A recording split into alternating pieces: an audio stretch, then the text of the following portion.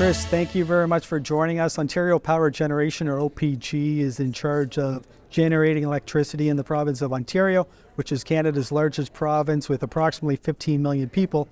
And many people might not be aware of this, but OPG also has one of the largest nuclear power programs within North America, generating approximately 60% of electricity in the provinces of Ontario. And maybe we can just start right there and provide us with a brief overview of the nuclear program in Ontario. Yeah, thanks, Jimmy, and thanks for asking me for some questions. And maybe I just take a step back and just talk about the energy network in Ontario first, right? And I think it's really important to know that we've got one of the cleanest energy networks in the world in Ontario, and we should be rightly proud of that in Ontario.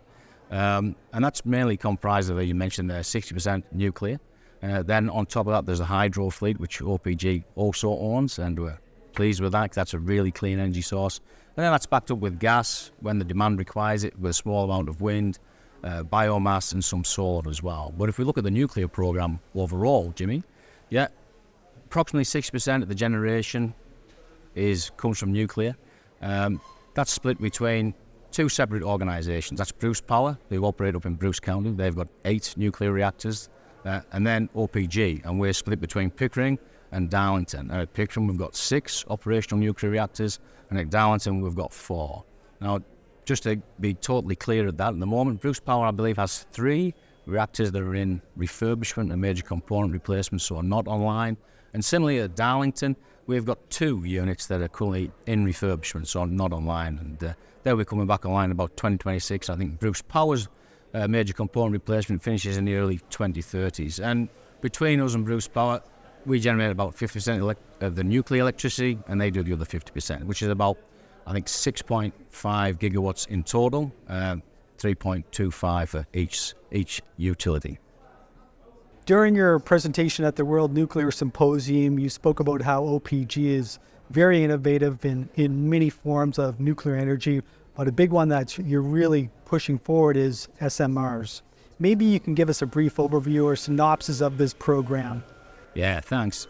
The SMR is a really exciting time for us, and there's 3 different avenues that we're exploring with the SMRs. And first, I'll talk about the new build that we're doing at Darlington. So we've partnered with GE Hitachi on their BWRX 300, and we're going to build actually 4 of those reactors at Darlington.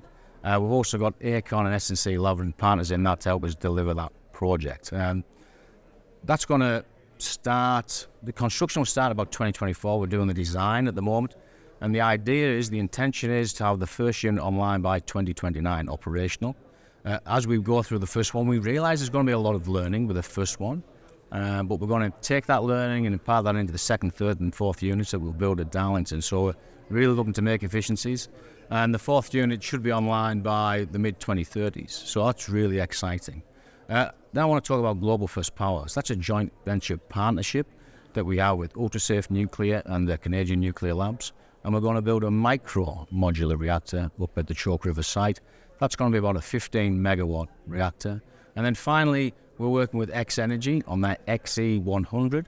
That's another small modular reactor, has about an 80-megawatt electricity output, but also has a very high thermal output of about 200 megawatts. So really exciting times, and we're really interested to work with these different vendors to deliver different solutions. And the different solutions would cater to different, populations, or you might cater to the mining industry, for example? Absolutely. There's different applications for these. And that's why we wanted to explore these 3 different avenues, right? So the BWRX, 300 megawatts, maybe even 330 megawatts, we think we can improve the efficiency of that. That's really an ideal type of reactor to take to existing distribution networks. So if you look at Saskatchewan, for instance, where they have, coal-fired power, which is extremely dirty, we all know that, they're typically 300 megawatts. And if you could clear that site and then put a 300 megawatt nuclear reactor on there, you've already got all the existing transmissions. That's a really good application for that. And then with the small micro-modular, the 15 megawatts, that could be used, for mining, remote mining applications, and even remote communities. We've got a lot of remote communities, not just in Ontario, but in Canada, that rely on diesel, which we all know is, it's dirty, it's not clean, actually not that reliable. So the micro-modular reactors could be a really good replacement for them.